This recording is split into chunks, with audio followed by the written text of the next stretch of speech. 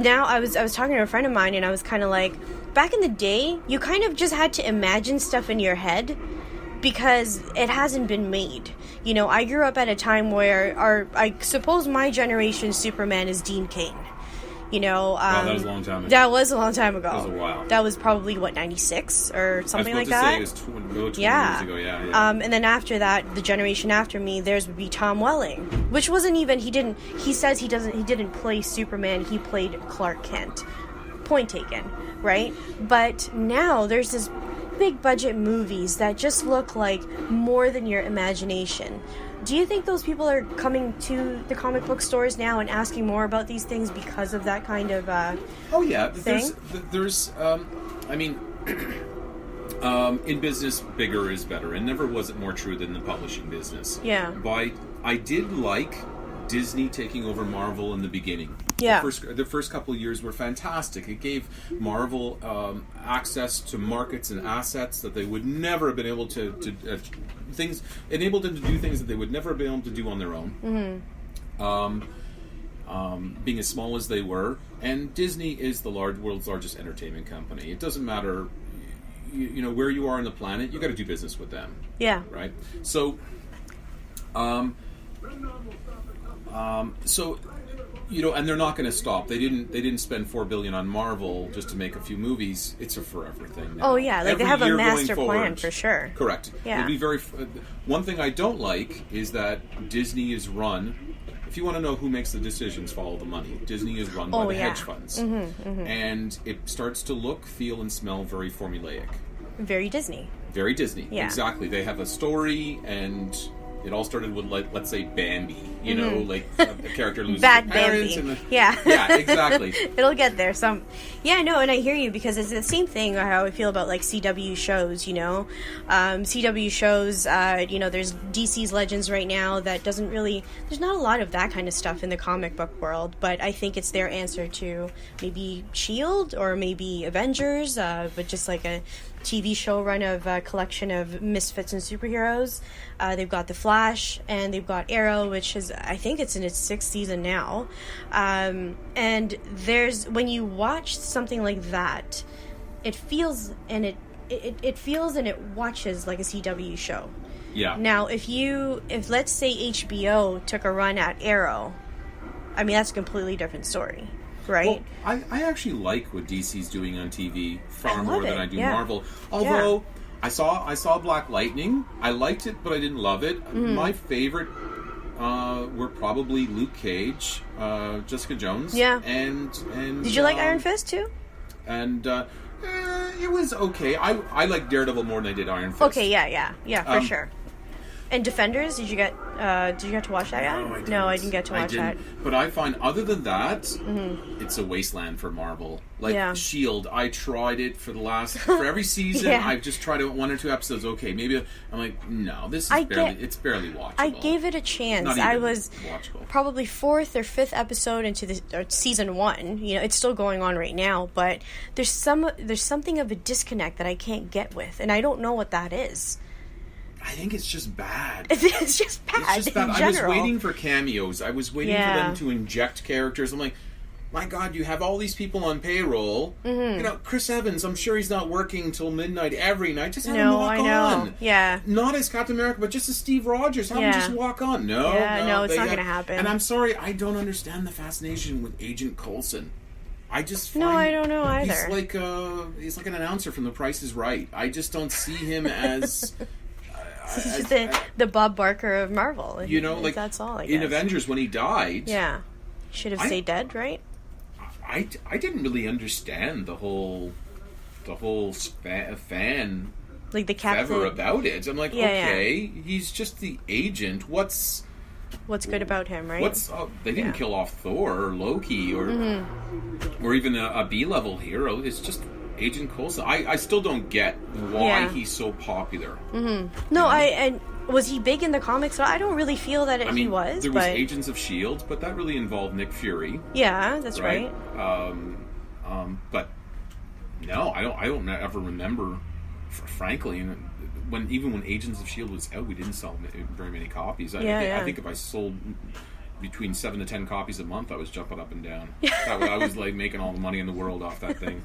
No, you know what though? Speaking of Marvel, what I am still reading is Amazing Spider-Man, and I never really had a connection with Captain America until I started reading this Marvel Legacy Captain America, and I really, really like it. There's something very back to basics about that story. For those of you who haven't read, he's back and stuck in ice. So I think that's what's going on, and I haven't seen the latest copy because I think it just came out this Wednesday.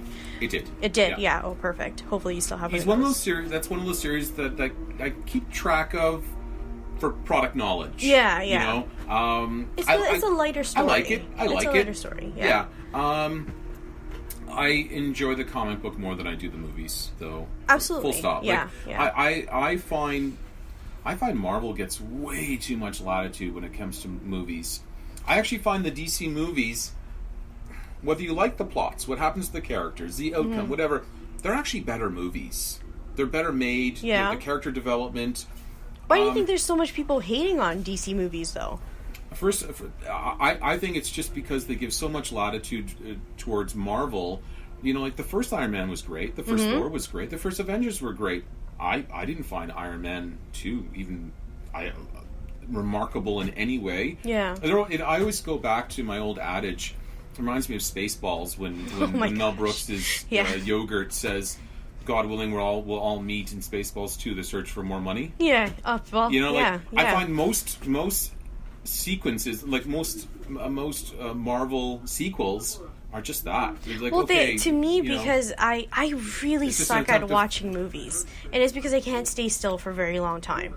Like a half an hour podcast to me is like just amazing, and it keeps my attention there. I don't know if there's something internal about me that can't do that, but with Marvel movies, the ones that are the second parts of it, like the sequels, they kind of it's kind of like binge watching a really long TV show with just a really big budget. That's how I feel about it. Like, you know? Like, I don't understand why people liked Avengers 2. I found it just a bad version of Avengers 1. Mm-hmm. And Ultron was a great character in the comic books, and then I said, wait a second. They just made a robot Tony Stark. That's right. The villain now. Yeah. I'm like, that's some writer in Disney coming up with this who doesn't understand the comic books. It's not. You have so many. You have decades of great plots, and it goes to show you that they actually bought the characters, the intellectual properties, but they're not necessarily interested in the plots or the history behind anything. Really. Correct. Yeah. The greatest sellout that I think I've ever seen in the history of comic books is the movie version of the Image comic book Wanted. Okay, Mark Millar, who wrote it.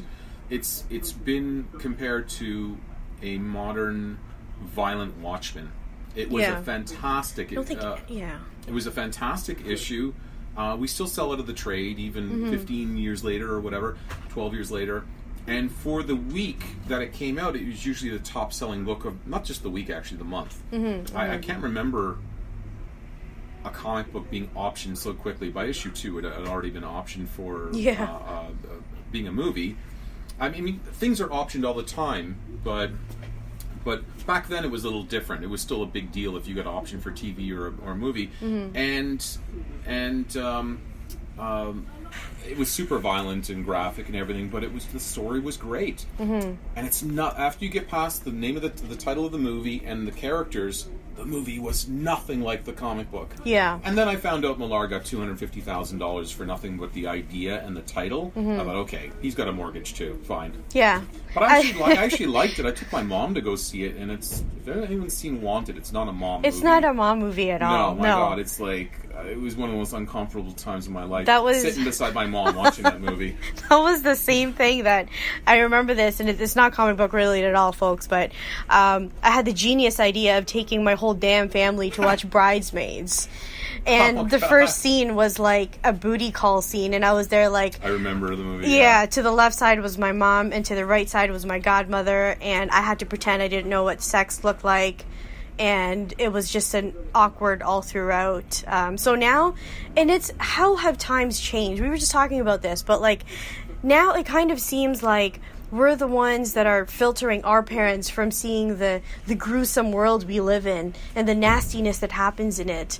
When before, we used to watch Days of Our Lives as a family. Oh, yeah. And it was one of those, there's a kissing scene and your mom is like, no, you don't watch it kind of thing.